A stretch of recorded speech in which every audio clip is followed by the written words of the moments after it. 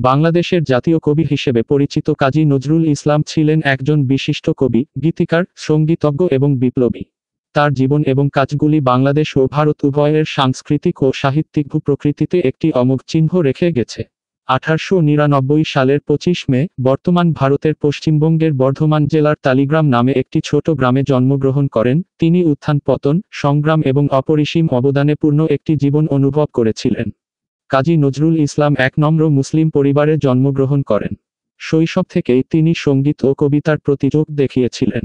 সঙ্গীতের প্রতি তার প্রতিভা এবং আবেগ তাকে অনেক প্রভাবশালী সঙ্গীতজ্ঞের অধীনে প্রশিক্ষণ নিতে পরিচালিত করে। শাস্ত্রীয়, লোকজ এবং ভক্তিমূলক সহ বিভিন্ন ধরনের সঙ্গীতে দক্ষ হয়ে ওঠে।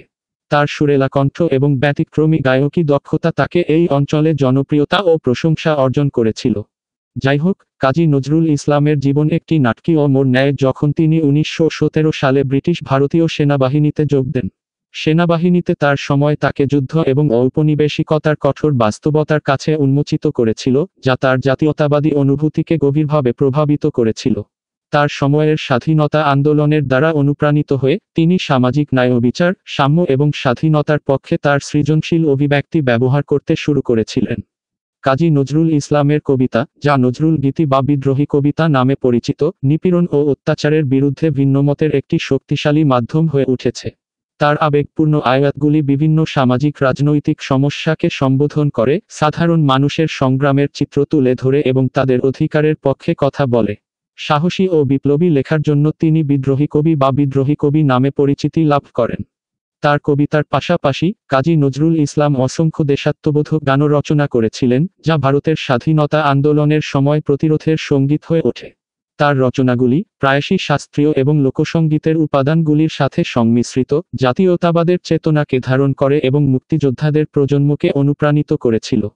তার তুমুল জনপ্রিয়তা সত্ত্বেও কাজী নজরুল ইসলাম তার সারা জীবনে অসংখ্য চ্যালেঞ্জ ও কষ্টের সম্মুখীন হন।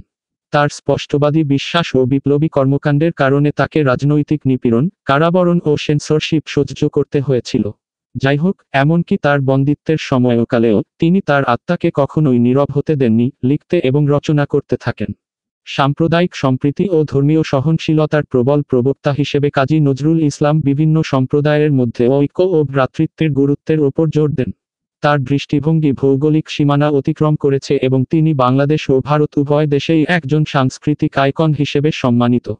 তার জীবনের শেষ দিকে কাজী নজরুল ইসলামের স্বাস্থ্যের অবনতি হতে শুরু করে এবং তিনি একটি দীর্ঘস্থায়ী অসুস্থতায় ভুগছিলেন, যা তার সৃজনশীল ফলাফলকে সীমিত করেছিল। তিনি 29 আগস্ট 1976 সালে মারা যান, কিন্তু তার উত্তরাধিকার তার কবিতা, সঙ্গীত এবং অটুট চেতনার মাধ্যমে বেঁচে থাকে। সাহিত্য, সঙ্গীত ও স্বাধীনতা সংগ্রামে কাজী নজরুল ইসলামের অবদানকে উড়িয়ে দেওয়া যায় না। তিনি শিল্পী, কবি এবং কর্মীদের জন্য অনুপ্রেরণা হিসেবে রয়ে গেছেন এবং তার কাজগুলি স্বাধীনতা, ন্যায়বিচার এবং সাম্যের আদর্শের সাথে অনুরণিত হতে চলেছে। তার জীবন শিল্পের শক্তি এবং মানুষের স্থিতিস্থাপকতার অদম্য চেতনার প্রমাণ।